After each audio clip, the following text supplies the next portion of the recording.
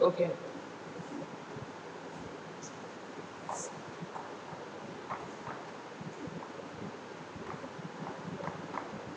Okay, my dear student, today I'm going to discuss about searing, that is sear. But earlier I had discussed about translation, rotation, reflection. Okay, now sear. Sear is nothing but that is the first point under the sear is what? A transformation which result, a transformation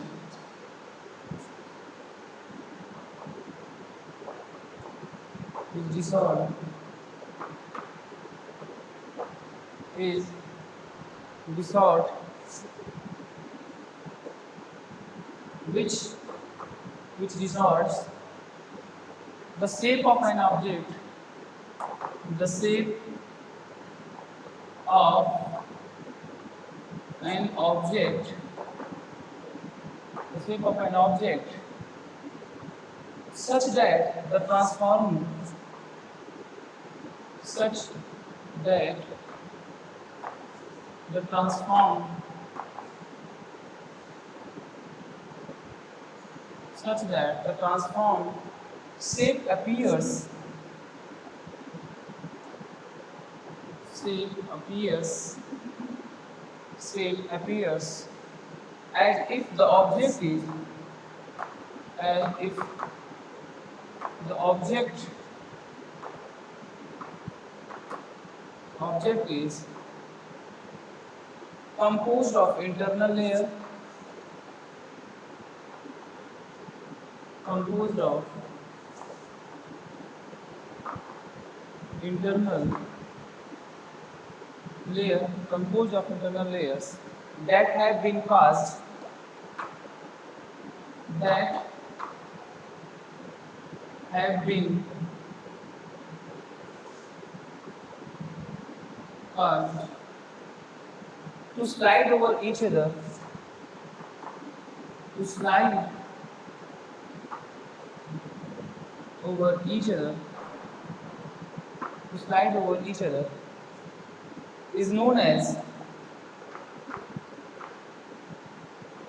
is known as shear is known as shear.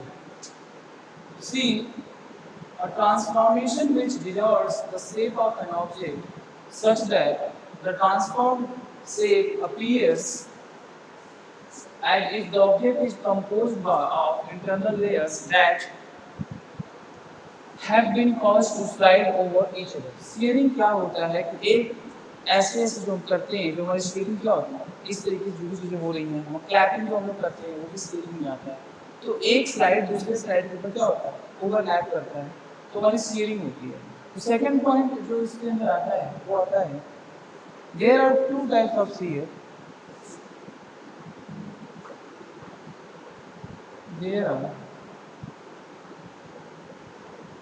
There are two types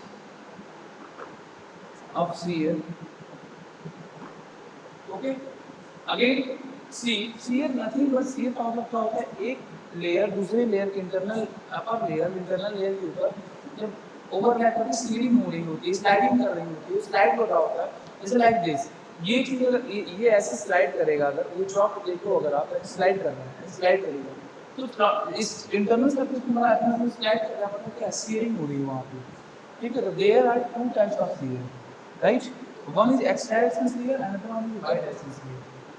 तो ये जो आएगा वो x direction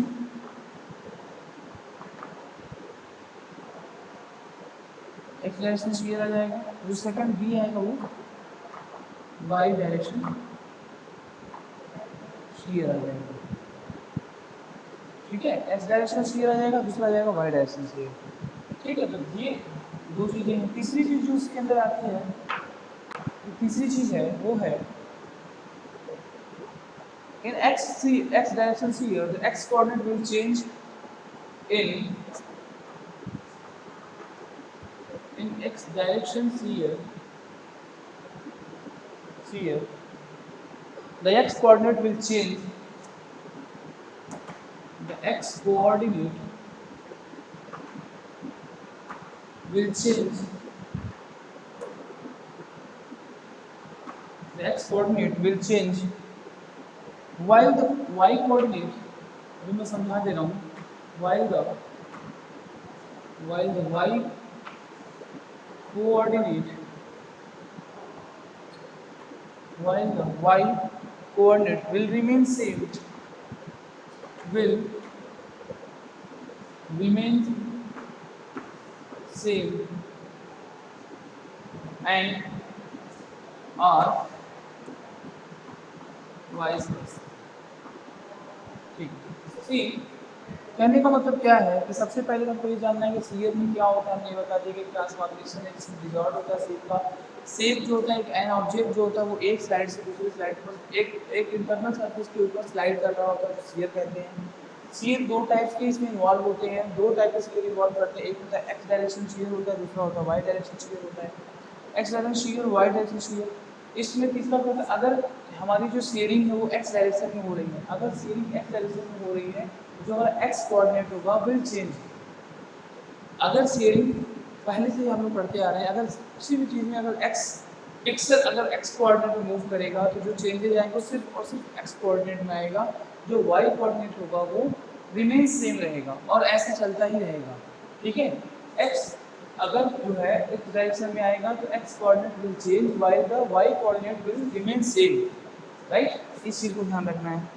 the fourth, if S H का मतलब होगा serial और x मतलब एक्स कोऑर्डिनेट। ठीक है, ऐसा S H of S H X and S H Y is a series factor in is the searing is the searing factor is the searing factor in x and y direction, in x and y direction, is x and y direction. Okay, then the basic equations are, then the basic equations are, then the basic equations are। तो सबसे पहले graph में जो बना रहा हूँ उसको आपको ध्यान से देखना होगा। सी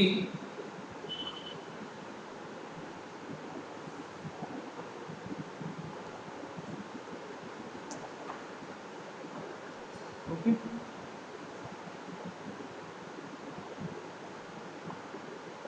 right, this is y coordinate, this is x coordinate, similar to y coordinate to x coordinate, right.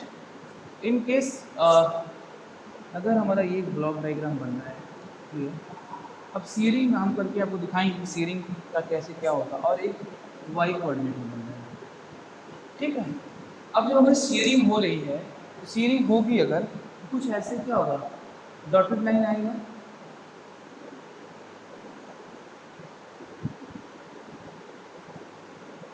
ठीक। सिमिलरली थोड़ा अलग मूव करेगा। देखिए जब ये प्रोडक्ट है ये ऐसे सीयर करेगा ना, ऐसे भी सीयर करेगा, ऐसे सीयर करेगा, ये सीयरिंग हो गई इस डायरेक्शन में, एक्स डायरेक्शन में सीयरिंग होगी। ऐसे सिमिलरली हमारा किस में मूव करेगा, वाई डायरेक्शन में सीयरिंग, वाई डायरेक्शन में सीयरिंग होगी। ठीक है, एक्स डायरेक्शन में होगी और वाई डायरेक्शन में होगी। तो ये हो जाएगा एक्स डायरेक्शन सीयरिंग, ये हो जाएगा वाई डायरेक्शन सीयरिंग। तो यहाँ हम लिख सकते हैं एक्स डायरेक्शन shear, ये हो जाएगा y direction shear। Let me check, दिख रहा है कि नहीं दिख रहा, आपको विजिबल है कि नहीं। ओके सॉरी, नहीं विजिबल है। ओके ओके, लेटिंग मी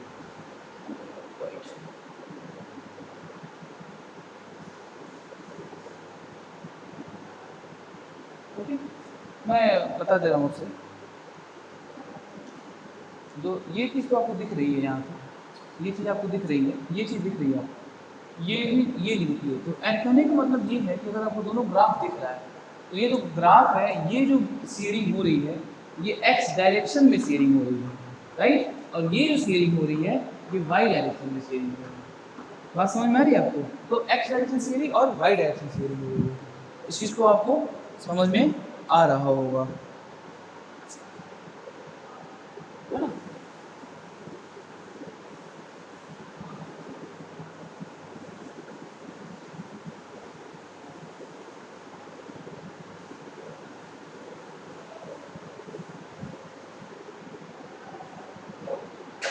तो फॉर द फर्स्ट जो कंडीशन अप्लाई होगा for X direction,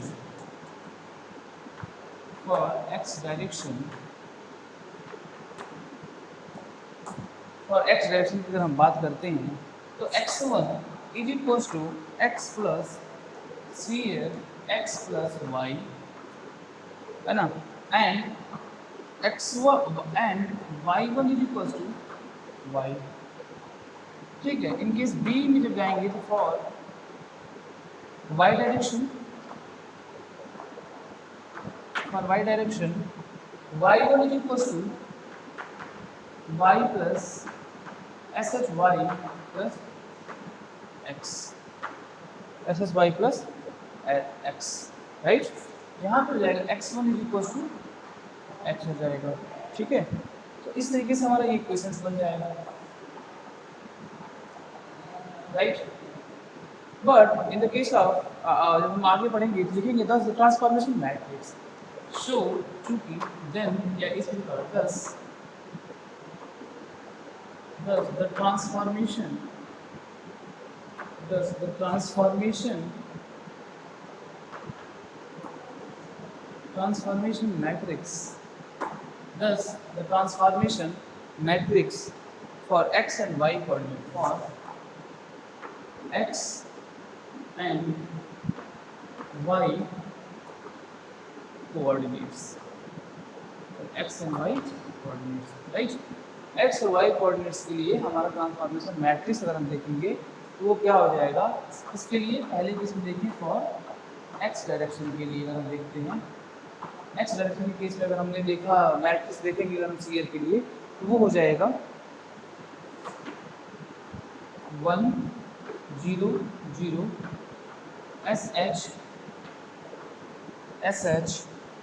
x 0 0, this is 1 actually, 0 0 1 in case of transformation in x direction. D for y direction, जब हम y डायरेक्शन में देखेंगे तो हमारी जो मैट्रिक्स आएगी वो क्या आ जाएगी? वो आ जाएगा 1 SHY 0 0 1 0 0 0 1। तो ये दो मैट्रिक्स आएंगे, एक आएगा x डायरेक्शन में जो मैट्रिक्स आएगा याद कर दीजिए, और ये y डायरेक्शन में आएगा। तो कहने का मतलब है ये पूरा कंप्लीट सीयरिंग है या सीयर बोल सकते हैं आप। तो ये पूरा फॉर्मूला है, फॉर्मूला जो आपको बेस याद करना है, ये आपको पूरा इसको आपको स्टडी कर लीजिए, आप इसको समझ लीजिए, कंप्लीटली समझ लीजिए, ठीक है? इस तरीके की जो है ट्रांसफॉर्मेशन है। तो हम लोगों ने जो डिस्कस किया था, हम लोगों ने डिस्कस कर लिया है रोटेशन, स्केलिंग, पहले सबसे पहले हम लोगों ने ट्रांसलेशन डिस्कस किया, फिर स्केलिंग डिस्कस करी, फिर हम लोगों ने रिफ्लेक्शन डिस्कस कर लिया, और फिर हम लोगों ने सीयर डिस्कस कर लिया। तो बेसिकली हमने जब हमने पढ़ाई करी थी उस टाइम मैंने आप लोगों को बताया था कि जो हमारे ट्रांसफॉर्मेशन था, 2D ट्रांसफॉर्मेशन, एक सेकंड, ये आप नोट कर लिए होंगे, आप थोड़ा वीडियो में तो आप पॉज करके नोट कर सकते हैं। टाइम थोड़ा कम रहता है तो आपको पॉज का बटन यूज करके आप चाहे तो उसको नोट कर सकते हैं अपनी, जो भी आपको नोट्स, देखिए नोट्स बनाना बहुत ज़रूरी है। अगर आप अच्छे मार्क्स गेन करना चाहते हैं तो आपको नोट्स अपने प्रॉपर अपने हैंड रिटन में बनाएंगे तो मच बेटर रहेगा। तो मैं ये बता रहा हूँ, थोड़ा सा रिव्यू देता हूँ कि जो हमको 2D ट्रांसफॉर्मेशन हम लोगों ने पढ़ा, जो मैं सिलेबस में 2D ट्रांसफॉर्मेशन, ओके। तो मैंने बताया था under this we had 5 types of transformation. The first one was translation, and second one was rotation, third one is reflection, third one is translation, rotation, reflection, reflection, reflection, F, reflection,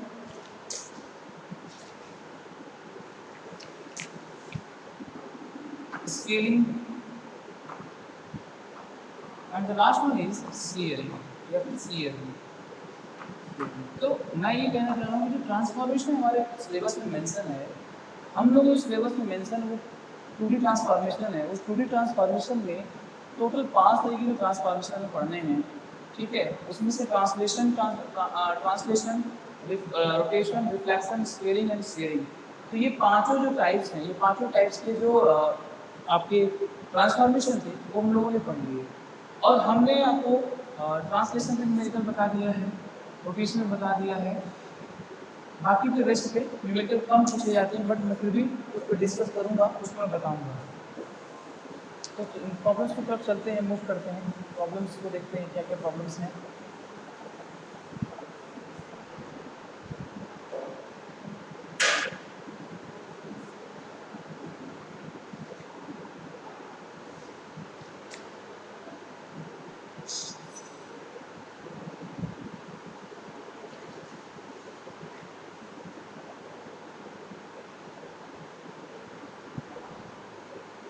okay, problem है find the reflection matrix, find, मैं question लिख दे रहा हूँ, find the reflection, find the reflection matrix, find the reflection matrix when the axis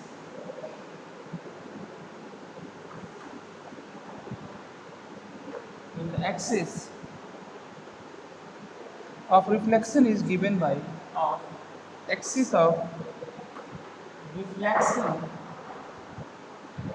axis of reflection is given by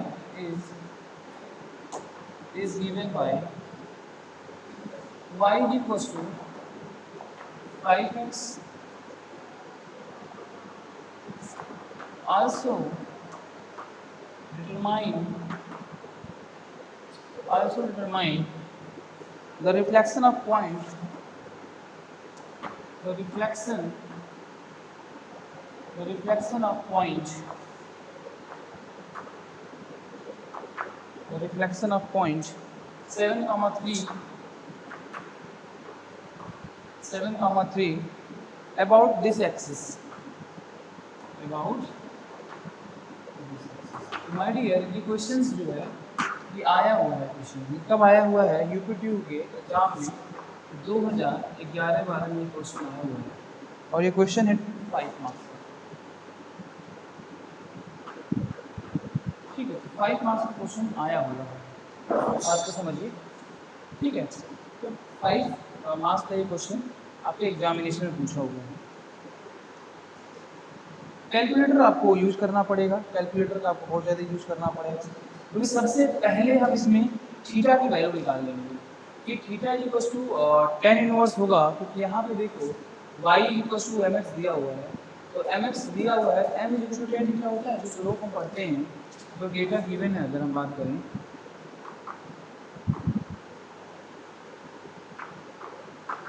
तो y equals to mx दिया हुआ है, m is क्या है, m बराबर क्या है, स्लोप है, तो अगर हम स्लोप की बात करते हैं तो क्या होता है, m इक्वल्स टू क्या होता है, tan थीटा, ठीक है। तो tan थीटा के अगर हमको थीटा निकालना है तो क्या हो जाएगा, tan इनवर्स m, है ना, tan इनवर्स m, और tan इनवर्स m है क्या, tan इनवर्स क्या है, ये है 5, इसकी वैल्यू निकालनी पड़ेगी, थीटा का एंगल आएगा तभी हम रोटेशन निकाल पाएंगे, नहीं तो निकाल नहीं पाएंगे। तो थीटा हमको निकालना है तो कैसे, इसकी वैल्यू कितनी आएगी, कैलकुलेटर सॉल्व करोगे देखोगे 78.56 डिग्री आएगी इसकी वैल्यू। तो मेरे कहने का मतलब ये है कि समटाइम्स क्या होता है, एंगल गिवन होता है डायरेक्टली, समटाइम्स अगर आप स्लोप है तो स्लोप गिवन रहेगा, तो अगर स्लोप गिवन रहेगा, जब भी स्लोप गिवन रहेगा तो आपको आपको एंगल निकालना पड़ेगा, ठीक है। एंगल आप निकालेंगे, एंगल निकालने के बाद ही क्या होगा, आप फिर थीटा निकलेगा, थीटा निकालने के बाद आप उसको आगे रोटेशन मैट्रिक्स निकालेंगे। रोटेशन मैट्रिक्स का फॉर्मूला हमने क्या बताया था, हमने बताया था रोटेशन मैट्रिक्स का हमने फॉर्मूला बताया था कि क्या है रोटेशन मैट्रिक्स, हमने बताया था, ये बताया था cos theta sin theta 0 minus sin theta cos theta 0 0 0 1, ये हमने क्या बताया था, रोटेशनल मैट्रिक्स बताया था। उसके बाद हमने रिफ्लेक्शन मैट्रिक्स का फॉर्मूला बताया था। रिफ्लेक्शन मैट्रिक्स का फॉर्मूला हमने क्या बताया था, ये मैंने बताया था कि ये आपका फॉर्मूला है 1 0 0 और 0 माइनस 1 0 0 0 1, ये हमने बताया था। तो यहाँ पे हम थीटा के एंगल कितना रख देंगे, 78.5 डिग्री रख देंगे। वहाँ पे जब रखोगे आप तो आपको कैलकुलेटर यूज करना पड़ेगा, कैलकुलेटर अलाउड रहेगा सेमेस्टर एग्जामिनेशन में, वहाँ वैल्यू पुटअप करके आप निकाल सकते हैं। तो एक तो R1 की वैल्यू हम निकाल लेंगे, फिर R2 निकाल लें, रिफ्लेक्शन रोटेशन निकाल लिया, रिफ्लेक्शन निकाल लिया, या R1 कर लो या R2 कर लो, ठीक है।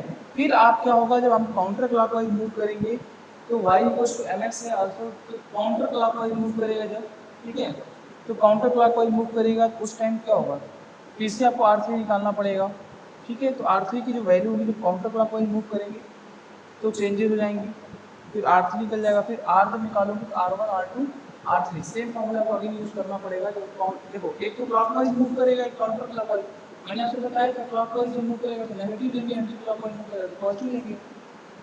एक बार क्लॉकवाइज रखेंगे, एक बार एंटी क्लॉकवाइज रखेंगे। जब आपको डायरेक्शन नहीं दिया रहेगा क्वेश्चन में तो आपको दोनों निकालना पड़ेगा, क्लॉकवाइज भी एंटी क्लॉकवाइज, तो आप दोनों निकालेंगे, R1 मिल जाएगा R2, फिर अगेन आप R3 निकालेंगे। उसके बाद फाइनली क्या करेंगे, मल्टीप्लाई कर देंगे आप जो टोटल कंप्लीट मैट्रिक्स निकालना रहेगा तो R1 multiply by R2 multiply by R3 complete कर देंगे, मल्टीप्लिकेशन कर देंगे, मैट्रिक्स आपको लगाना है। जब वो फाइनल वैल्यू आ जाएगी तो हमारा क्या हो जाएगा, मैट्रिक्स के फॉर्म में आ जाएगा। और फिर हम क्या करेंगे, 731 का मल्टीप्लिकेशन अगेन कर देंगे। जो भी ये मैट्रिक्स कंप्लीट मल्टीप्लिकेशन करने के बाद आएगी उस मैट्रिक्स में हम इसका मल्टीप्लाई कर देंगे, 731 का मल्टीप्लाई कर देंगे तो हमको x डैश y डैश 1 की वैल्यू मिल जाएगी। समझ में आ रही बात आपको? तो सबसे कहने का मतलब ये है कि आपको ये सारी चीज़ें समझ में आ गई होंगी, और मुझे उम्मीद है कि आपको पूरी चीज़ समझ में आ गई होंगी, तो आप पूरा आपको अच्छे समझ में आ गया होगा। मैं एक बार फिर से आपको बता दे रहा हूँ, मैं सामने नहीं हूँ, अब मैं फिर से बता दे रहा हूँ। सबसे पहले आपको क्वेश्चन जो भी रहेगा उस क्वेश्चन को पढ़ना है, क्वेश्चन को पढ़ने के बाद उसमें प्रोसीजर क्या है उस प्रोसीजर को फॉलो करना है। मैंने बताया सबसे पहले आपको रोटेशन को फाइंड आउट करना है, रोटेशन आप निकालेंगे। रोटेशन का जो मैंने बताया मैट्रिक्स, वो मैंने मैट्रिक्स क्या बताया कि cos theta sin theta 0 minus sin theta cos theta 0 and 0 0 1। तो मैंने इस क्वेश्चन में ये डायरेक्शन नहीं दिया हुआ है कि हम क्लॉकवाइज जा रहे हैं कि एंटी क्लॉकवाइज जा रहे हैं, तो हमको रोटेशन जो है दो बार निकालना पड़ेगा, एक हम कंसीडर करेंगे क्लॉकवाइज, एक हम कंसीडर करेंगे एंटी क्लॉकवाइज, ठीक है। उसके बाद हमको एक रिफ्लेक्शन भी निकालना है, रिफ्लेक्शन का हमने R2 ले लिया, तो रिफ्लेक्शन जो आप निकालोगे, रिफ्लेक्शन की वैल्यू R2, एक हमने क्लॉकवाइज लिया R1, एक हमने क्लॉकवाइज लिया एंटी क्लॉकवाइज लिया R3। फिर हमको मैट्रिक्स जब फाइनल निकालना रहेगा तो हमने क्या किया, R1 into R2 equal to R3 कर दिया। तीनों को मल्टीप्लाई करके मैट्रिक्स रूल लगा के हमने जब निकाला तो हमारा क्या निकल के आ गया, हमारा निकल के आ जाएगा R निकल के आ जाएगा। अब हमको न्यू कोऑर्डिनेट को फाइंड आउट करना है। जब हमको न्यू कोऑर्डिनेट को फाइंड आउट करना रहेगा उस केस में हम क्या करेंगे, आज आपको बताया था x dash y dash 1 is equal to x dash y dash x y 1 and multiply करेंगे जो मैट्रिक्स अपना R1 into R2 into R3 करेंगे, उनकी वैल्यू आएगी, उसको हम वहाँ पे रख देंगे। अब उसको जब हम सॉल्व करेंगे तो हमको न्यू कोऑर्डिनेट फाइंड आउट हो जाएगा।